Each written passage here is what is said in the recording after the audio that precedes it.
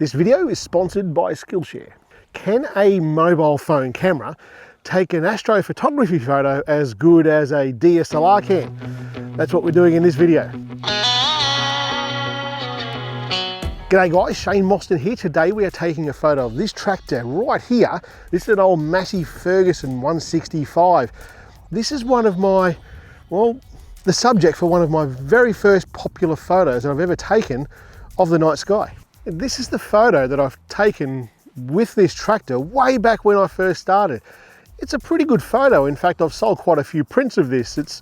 But from an astrophotography point of view, it's really not that great. It's like the tail of the galactic core is there, not the actual gaseous cloud of the galactic core. So we really got to ask the question, what makes this photo good? I guess there's a couple of reasons why people like the photo that I took of this. And one of them is that this was an incredibly popular tractor for around this area. A lot of people had these, or their parents had them, or their grandparents had them. This is a pretty old tractor, but it was an absolute workhorse for the farms that are around here. So there's that emotional attachment to this machine. That's one reason. The second reason, of course, is that it just looks different. This is a machine that everybody around here knows, this sort of machine, and when you can make it look just so much different by changing the angle or putting it dark or taking a photo in the dark, I should say, people are going to be attracted to that because they're used to seeing it like this. But now all of a sudden they're seeing it, well, at night. And that makes it more interesting for those people who are familiar with this. It drives that emotion. The other reason that this is, well, quite popular is just the light painting. It's dark and I've added light to the photo. And when I took the original photo, I used the little torch on the back of your phone as the light. So I turned this on, turned it down to the least amount of brightness and just shined it over the edge of the tractor from different angles to give the effect that it has got in that photo. Tonight though, what we'll do, we'll use this torch here. This is a Woburn torch, just an LED torch, but when you're taking this sort of photo, you want to be able to adjust the brightness of that, and that's what this torch will do. You can adjust the brightness through different increments. That's really important. So they're the reasons why this thing has been so popular. But can I get the same sort of photo out of a mobile phone? Well, let's try. Where we put the tractor is right in line with where the galactic core will come up in the night sky, and I've used photo pills to work out exactly where I want this tractor to be parked, and where it is right there is schmick. It's right on the money.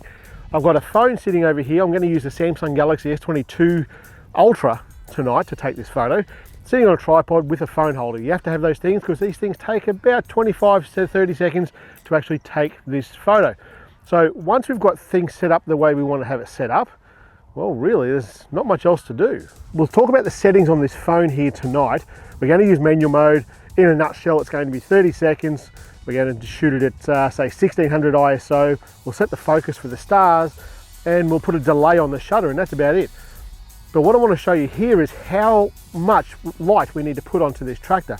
I'm going to put this torch here on the lowest setting as I possibly can. And the reason for that is that if it's not bright enough, I can either shine the torch for a longer duration or I can make the torch brighter. Either of those two. But once the photo is taken, I'm going to move around this side over here so I'm almost perpendicular to the camera and shine the torch like for this long. That's it. Then I'll walk around this side over here. Doesn't matter if you walk in front of the camera or not, as long as the torch is on, it won't see you. And just shine it on this side here for exactly the same amount of time. Once the photo is finished, you might go, well, it's too bright or it's too dim, and you're going to shine it longer to make it brighter, or shine it for less time to make it quieter or make it less bright. That's it. There's really not much else to it. Now we just wait for it to be dark and we'll come back and take the photo. But let's talk about Skillshare. Skillshare is an online training community for creative people. And if you're sitting here watching my video about how to photograph that tractor under the night sky, guess what? You're a creative person. There are literally thousands of courses on Skillshare, everything from flower arranging, drawing, all the way to photography and mobile video making. In fact, there's even a heap there just on mobile photography.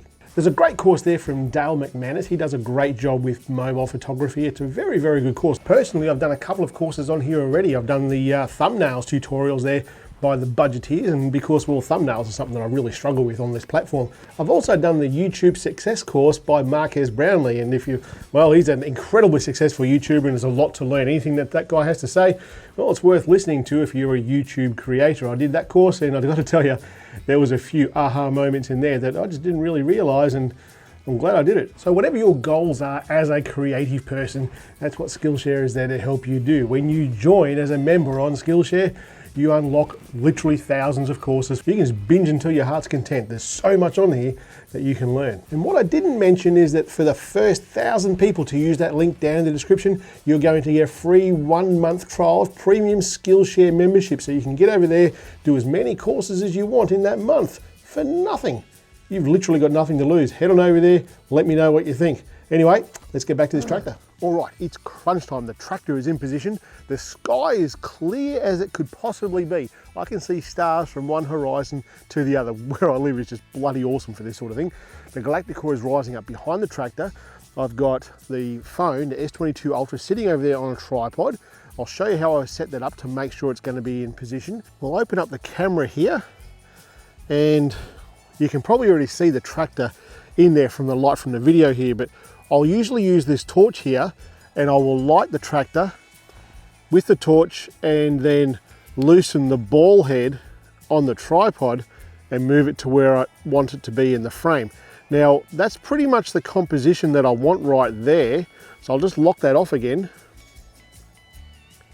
Just double check that. That looks pretty good, and I'm going to leave it just like that. Now the settings that we're going to use in this, I'll just turn this off. The settings that we're going to use with this particular photo, we're going to go across to more, go up to Pro mode.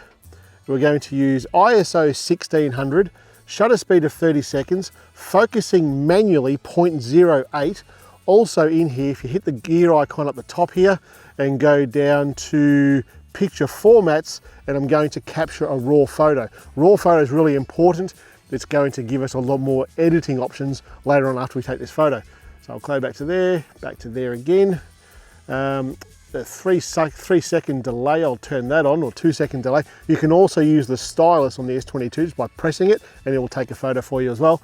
That's all I need to do now. I'm just going to turn this light off up here, and we'll take the photo. It's almost finished. It is finished. Let's look at that preview. That looks absolutely awesome. Absolutely awesome. Happy with the composition of that. The Galactic Core's coming up behind there. I'm going to do a little bit more with another photo, try light painting a little bit less so it's not quite as bright in the foreground, just so it's, you know, mirroring the sky as far as brightness go. So I'll come back to you in just a second. I'll take another photo. So I've done a couple of photos there with a little bit of different light painting, and I've got to tell you, that looks really, really good.